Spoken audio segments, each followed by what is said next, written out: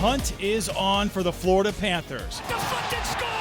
The regular season in full swing. If you haven't done your work, you're not winning anyway. The goal remains the same, to hoist Lord Stanley's Cup and rewrite hockey history. It doesn't look like he's slowing down anytime soon. This season, we're bringing you an entirely new perspective of Panthers hockey. Our military outreach spans 365 days. New analysis. I don't care if you're the top team in the league or the last team in the league. Every night, it's a battle. New stories. I was in the Army. I got drafted in 1967. All with a brand new look and new flair from the Cats. To the Florida fans, I would say enjoy the process. This is Panthers 360. This is Panthers 360, presented by RK Zero Proof Spirits. All right, here we go, back like we never left, joining you from inside Baptist Health Iceplex, the official training facility of the Florida Panthers. This is Panthers 360, a little action going on behind us. I'm Mike Trim. I want to thank you so much for joining the show. Incredibly packed show, by the way, for you. So let's run through what's on topic for tonight's lineup. Some possible good news on the Matthew Tkachuk front. This week, the team outlining when fans like you out there could see the star forward return to the practice ice. We'll hear from head coach Paul Maurice and take an in-depth look at his timeline. As he continues to rehab, there is something new on the horizon as well. A first-of-its-kind podcast featuring Matthew and his brother Brady. It is the only podcast featuring active NHL players. We're giving you a sneak peek. And the Florida Panthers honoring our nation's heroes, the first of two military appreciation nights at Amerant Bank Arena, taking place November 13th. We'll hear from the team's Director of Community Relations in charge of coordinating the Heroes Among Us program. But as we begin, it was without a doubt the best thing I saw this week. Brad Marchand joining a very rarefied air exclusive list, reaching that 1,000-point milestone. He did so as the Panthers took on the Washington Capitals November 13th. A big evening as well for the Cats. They came away with a 6-3 victory that night. Marchand recorded 2 assists in the third period, becoming the 102nd skater ever in NHL history. Also the 12th active player to reach the milestone. If you're keeping track at home, and I know you are, Marchand is the first player in franchise history to earn their 1,000th point while a member of the Florida Panthers. In a clip provided by the team, Marchand talked about this right after the game. Hoped it would be the night. Just had the family here, and I think a little bit of chatter, and it's nice to do it at home too. So, it doesn't matter how it gets done. It was fun to be part of. Marchand also became the 5th skater born in Nova Scotia to reach the 1,000-point mark, joining Sid the Kid, Sidney Crosby, Al McGinnis, Bobby Smith, and Nathan McKinnon. That Thursday night was full of milestones as well for your Cats. Evan Rodriguez and Seth Jones each scoring their 100th career NHL goal. Gustav Forsling recorded his 200th NHL point, and backup goaltender Daniil Tarasov earning his first ever win as a Florida Panther. This week, also an important update on the team's long list of injuries. Some possible good news on when one of our superstars could be back on the ice. You know who I'm talking about. We're talking about Matthew Tkachuk. As the team returned home from their 4-game trip out west, we learned that Chucky progressing from his offseason surgery. Back in August, of course, Tkachuk had surgery to repair that torn adductor muscle he sustained playing for Team USA at the Four Nations Face-Off in February. In a clip provided by the Florida Panthers, head coach Paul Maurice hinted Chucky could be on ice training in the coming weeks. Tkachuk missed the final 25 games of the regular season after getting injured, but then returned to the lineup in the first round of the Stanley Cup playoffs against Tampa Bay. You know the rest. He played in all 23 of those playoff games for the Cats on their way to the second straight Stanley Cup. As I mentioned, undergoing surgery back in August, but during media day, general manager Bill Zito hinted a possible December-ish return. Head coach Paul Maurice says the team's going to continue to monitor his rehab closely. Matthew hasn't hit the threshold that he's going to be back on the ice, so I would say with all of them, I'll give you a better idea once the first day they hit the ice, because then we have a fairly good idea what the window is. I think we're looking for him to hit the ice in the next 2 weeks. All right, for more in-depth looks at possible timelines for Tkachuk's return, we wanted to go to the experts. I brought this topic to George Richards of Florida Hockey Now. Take a look and listen what he said. Well, I think the timeline for Matthew Tkachuk is kind of what we thought it was going to be, right? The Florida Panthers said that Bill Zito said at the beginning of training camp that they thought that Matthew Tkachuk could be back on the ice by mid-December. Right. And now we hear that Matthew Tkachuk in the next 2 weeks will be back on the ice. That doesn't mean he's coming back to play. Yeah, he's still a long time. Yeah, he's still a ways away from that. Okay. But we're looking at January for Matthew Tkachuk. That's kind of what we thought because, listen, he was one of the first 6 players named to Team USA for the Olympics. That's very important to him. Matthew Tkachuk really wants to play in the Olympics, which is on NBC, as we all know, in Italy. He's going to play in the Olympics. So we figured he'd need a couple weeks, months, or a month to get ready for that. So he'll be back with the Panthers probably in January and then be in the Olympics come February. Talk about a milestone night the other night. There were so many milestones that were hit when we beat the Capitals at Amerant Bank Arena the other night. And one of which, the top one, 1,000 career points for Brad Marchand. Kind of speak to that. Only 102 players in NHL history that hit that mark. He's with us now. He was with the Bruins for such a long time. But how do you view that as things that you've seen in Florida Panthers history besides the Stanley Cup's individual milestones? Sure, no, individual milestones. There's been so many, right? I mean, I remember speaking about Roberto Luongo over here when he and Jaromir Jagr were teammates on the Panthers. Their locker stalls were right across from each other, and it seemed every night we were interviewing one of the two for some sort of milestone. Jaromir Jagr obviously taking possession of second place in scoring. I think as far as individual honors go, that was one of the biggest in Panthers history. That was a huge night.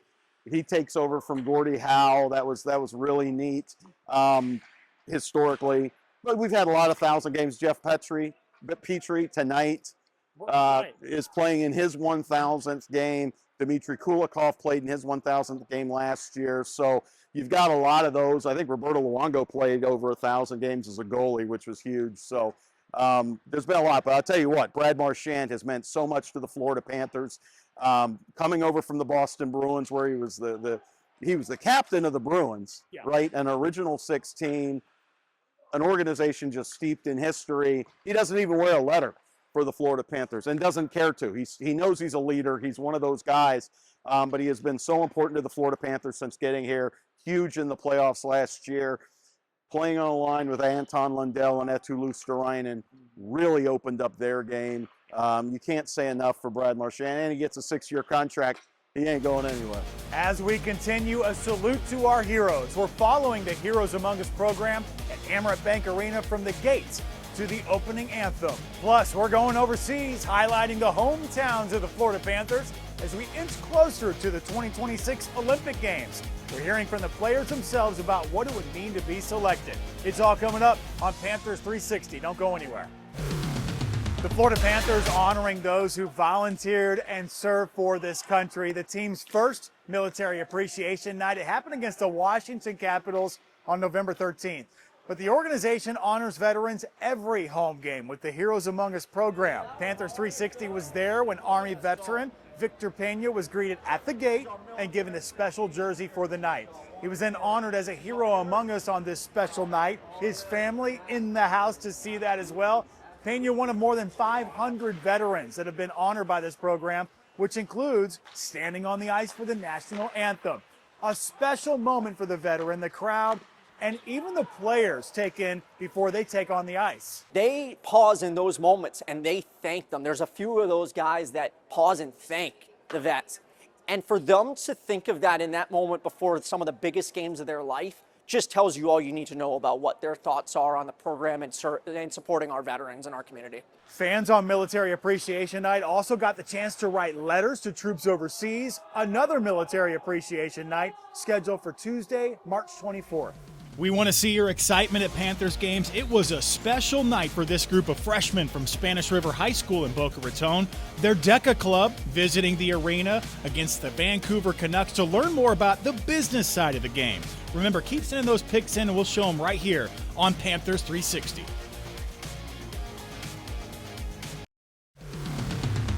Here we go, Panthers 360 coming to you from Baptist Health Iceplex in Fort Lauderdale. Nearly a quarter of the way into the regular season, The Florida Panthers are fighting for sure, battling those long-term injuries, still finding ways to keep pace in the Eastern Conference. In fact, less than a dozen points separate first and last place in the Atlantic Division. So the window's wide open here. Let's go back to my conversation with George Richards of Florida Hockey Now, giving us insight on how the Panthers are competing right now. So we're going from milestones to now a homestand, okay? And that milestone came at the very beginning of this homestand, 11 out of 12 games at home, a quick trip to Nashville and back in the middle there. But how important is this homestand really to kind of establish where the team is and, perhaps, break ahead of some other teams? They certainly need to bank some points, right? It's been a little bit of rough sledding for the Panthers. I mean, they're just keeping their head above water of the 500 mark.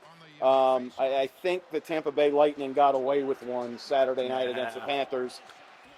A lot of AHL guys on that Tampa Bay Lightning team. I don't think they had any reason at all to beat the Panthers, but they did. And God bless them. They did a nice job by the Lightning. But they got away with one. I think the Panthers were pretty upset Saturday night because they knew those were 2 points they probably should have got. When Petrie and Sabrango are on the ice, they seem to pair very well. Yes.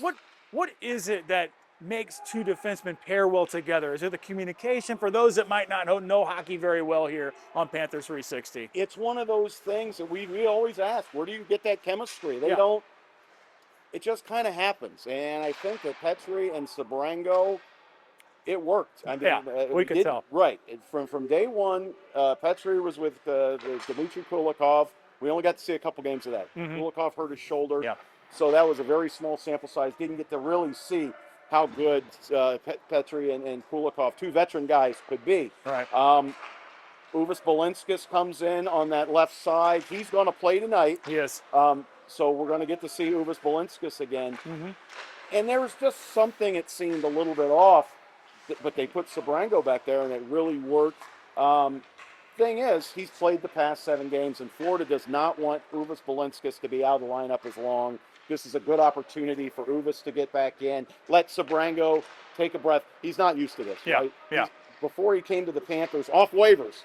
Nice pickup by Bill Zito. Again, another one. He'd only played in 4 NHL games, 2 last season, and the first 2 this season for the Ottawa Senators. They tried to get him to the minors to get more playing time. Florida scoops him up. It worked. He and Jeff Petrie worked. But this is, like I said, an opportunity for Uvis Balinskis to get back in there. He played so well for Florida the past couple years. They really want to get him in. So, Sabrango, not going anywhere. In the words of Jameson Olive of the Florida Panthers, the first battle is over. The war rages on. Few words can describe the tenacity and fierce competitiveness when the Florida Panthers take on the Tampa Bay Lightning. We got to see round 1 play out just this past week at Amerant Bank Arena. Meeting for the first time this season and first time since those preseason fights. It was Tampa Bay that would get the first win. A 3-1 victory over the Cats for them on the road. It was certainly felt like a lot closer though, didn't it? The lone scorer, thanks to one of the hottest players in the NHL, Brad Marchand, picked up a point in his 10th straight game. He has a great start, one of the best of his career, if not the best start to his career. You could feel the energy in the building. Aaron Ekblad logged a team-high 5 hits.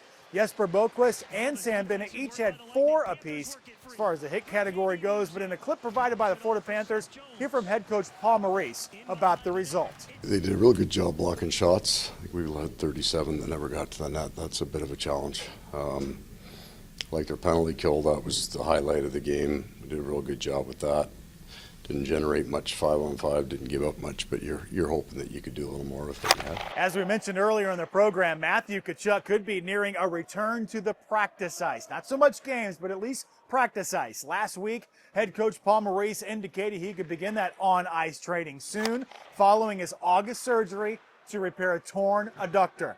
His brother Brady, the captain of the Ottawa Senators, he's also been out since October following surgery on a torn ligament in his thumb. We bring this up because there's some new content out featuring these two brothers. Barkey is such a special player, and I have a feeling I'll be telling a lot of stories about him and his skill and practice stuff, and because everybody sees what he does in games, but I learned something from him once a day in practice, and once he's back and once I'm back, it's mean, even now off the ice, he's got so much skill that you can even see it in the stick handling. I'm just like, I don't understand it. But me coming down to Florida has been so beneficial for myself individually too, learning from a guy like that and kind of, I don't want to say like following his footsteps, but just like learning little things about him as a leader, as a player, everything.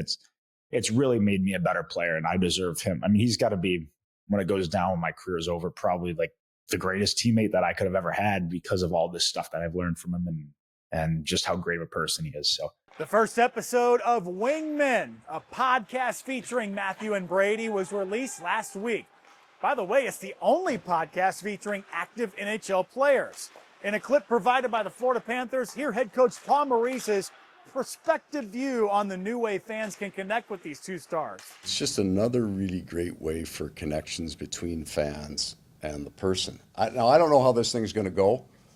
They might be throwing punches 5 minutes into the first one, the first physical podcast. According to NHL.com, the brothers were approached about the idea right before the playoffs. The podcast produced by Wave Sports and Entertainment, and episodes will be released every Wednesday throughout the NHL season. WPTV is partnering with the Florida Panthers, collecting toys for families in need this holiday season. Join us Wednesday, November 26th as the Cats take on the Philadelphia Flyers. Bring any new unwrapped toy and drop them off on the Publix Plaza before the game.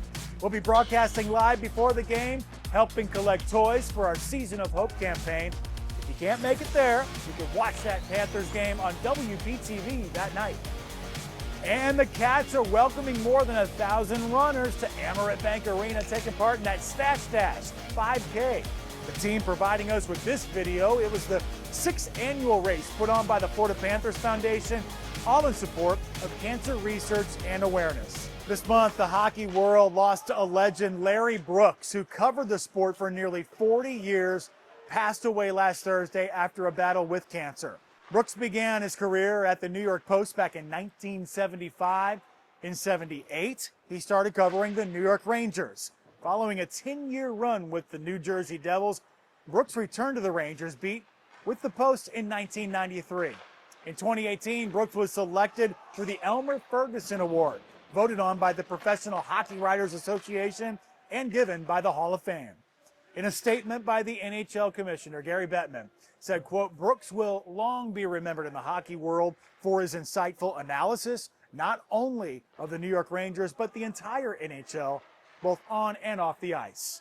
Larry didn't pull punches, and when you read his work, you always knew where he stood. Larry Brooks was 75 years old. We'll be right back. Each week here on Panthers 360, we're highlighting the roots of our very own Panthers. And, you know, this week we are highlighting two cats. The first, Gustav Forsling.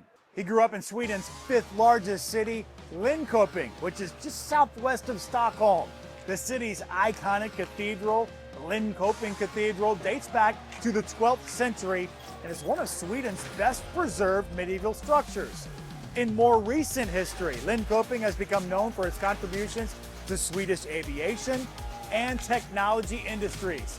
From Sweden, we head to Espoo, Finland, the hometown of Anton Lundell. The city's the second most populated city in the country, and Espoo is a bilingual city, meaning it has 2 official languages, Finnish and Swedish. It's home to the first mass-produced future row house, which was designed by a Finnish architect in the late 60s and early 70s. At only 22 feet wide, it contains a bedroom, kitchen, and bathroom. There you go. And as we look ahead to the Winter Olympics in Milan, Espoo has an Olympic history of its own. Hosted the fencing events during the 1952 Summer Olympics. Both Lundell and Forsling say if they were chosen to represent their countries, it of course would be a great honor. That would be super cool to represent your country there, and you know, just the Olympics growing up. I remember watching it, and so that would be a dream. Yeah, I mean, literally the same answer. You know, it's something you always dreamed of, and it felt bigger than a dream. You know, it's the Olympics and the biggest stage you can playing for your country. So it would be a big thing for sure. Forsling's home nation takes us to our next story. In NHL first this past weekend, the Nashville Predators and Pittsburgh Penguins squaring off in 2 games at Avicii Arena in Stockholm. Both teams split the 2-game series in front of sellout crowds, and boy, Sweden was well represented on both sides. For Nashville, Philip Forsberg, a native of Osterwalla, scored the game-tying goal on November 14th. And for Pittsburgh defenseman Erik Karlsson from Lansborough, tallied an assist November 16th. Both of these players expected to represent their home countries in the 2026 Winter Games in Milan. Hey, before we wrap things up here at Baptist Health Iceplex in Fort Lauderdale, you didn't think we'd forget to dive into the vault, did you, and open it up? One of my favorite segments here this week in Panthers history, not going too far back. In fact, November 20th, 2016, the Iron Man, Keith Yandle, netting his first of many career goals with the Florida Panthers. He tallied that second period power play goal against his former team, the New York Rangers. Florida took home the win that night, 3-2 in a shutout. Yandle joined the Cats that season when he signed a 7-year, $44 million contract, playing 371 games in 5 seasons in South Florida.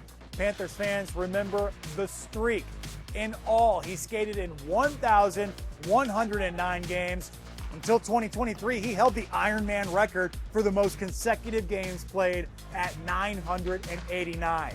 He broke Doug Jarvis's record in 2022, a streak that began in his 3rd NHL season in 2009. Hey, Phil Kessel currently holds the record at 1,064 games. Yandle played 16 seasons in the NHL with Arizona, New York, Florida, and Philadelphia, finishing his career with 619 points, 103 goals, 516 assists. All right, thank you so much for joining us here from the practice facility of your Florida Panthers. Check out our weekly interviews every Monday, 12:15 on our WPTV YouTube page, just like we did this week with George Richards. For Panthers 360, I'm Mike Trent. We'll see you next time.